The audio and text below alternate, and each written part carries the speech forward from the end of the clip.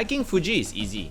So in 2023, I've decided to hike Fuji again, but this time I was going to hike together with my friend Jason and a couple of other friends, Tjun, Serene, Eric and Ping. We travelled from Tokyo to Kawaguchiko by train. Once we arrived, we spent the night and the next morning we took an early bus up to the Fuji Subaru 5th station to begin our hike. Look at us, so happy and excited for what torture is to come. After a quick coffee and a Fuji-shaped cake for breakfast, we began our hike at 8:30 in the morning. We started the hike together, but then eventually we broke off into two separate groups and I was stuck with Jason. It was pretty cold that morning and you can see our breaths in the air. At around 10 AM, the fog eventually cleared and we could finally check out the view. As you can see, we haven't reached the peak yet, but the view was really awesome. I was doing good, but Jason was definitely feeling the burn. At 10:20 AM, we finally reached the 7th station where we took a quick break and filled up. Mount Fuji actually has a lot of these station stops where you can actually rest, buy snacks and even use the toilet. We thought we could wait here for the others, but turns out they were much further behind, so we continued onwards. We kept going and it got foggy again. After this point, the climb was pretty steep upwards and it was quite challenging. The terrain was pretty rocky and I had to wait for Jason a few times. Well, at least I get to enjoy the view while I wait for my friend to catch up to me. Boy, did he take his sweet time. At 12 PM, we eventually reached the 8th station and at this point, we were not too far off from our lodging. At 12:40 PM, we finally reached our rest hut and this is where we will spend the night before we continue our journey onwards at 2 AM the next morning. I checked in our group and we were led into our dorms. The ceiling was so low that you cannot stand upright and you really have to watch your head. So we settled in and we enjoyed the best ramen cup noodles ever. Eating a hot cup of noodles at this altitude was really shock.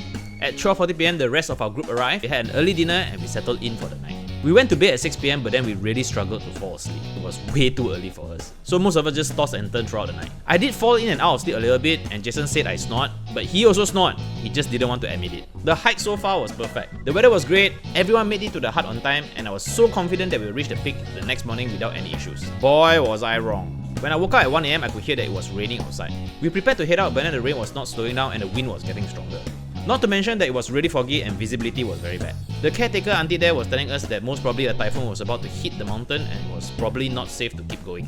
But it was still up to us to decide. So we sat and contemplated if we should continue. Everyone else decided not to continue, but Jason really wanted to try, so I decided to go with him. The caretaker auntie was so gentle and caring and she kept trying to convince us not to proceed in this bad weather. But YOLO baby! So the two of us just headed out, but not even 20 steps, we can see that people were walking back towards our direction. We asked them why they were turning back and they told us that the way to the peak has been closed and no one else is allowed to continue on to the peak. So we went back into the hut and continued sleeping.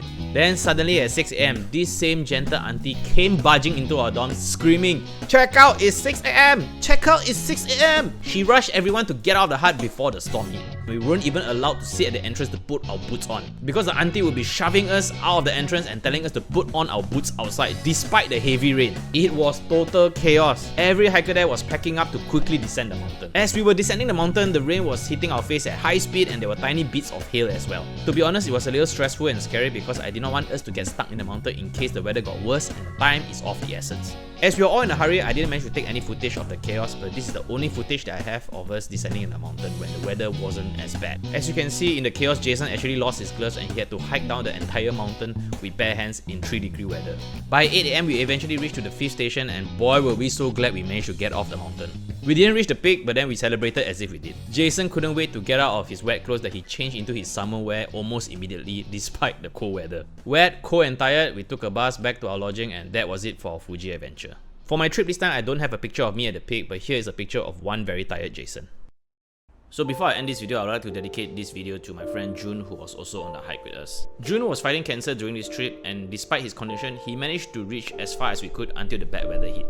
I texted him after the trip and told him that we would try to summit the peak next time once he gets better. Unfortunately, he passed away in May the following year and we never got to the peak, but I'm glad we managed to do this trip. It was so fun traveling with him and I'm so glad we managed to do one adventure together. Tjun was someone that always inspired me to get out of my comfort zone and because of him, I was confident enough to turn my webcomic COVID Ball series into a physical book. He was one of many that encouraged me to do this and without him, I don't think this book series would ever happen.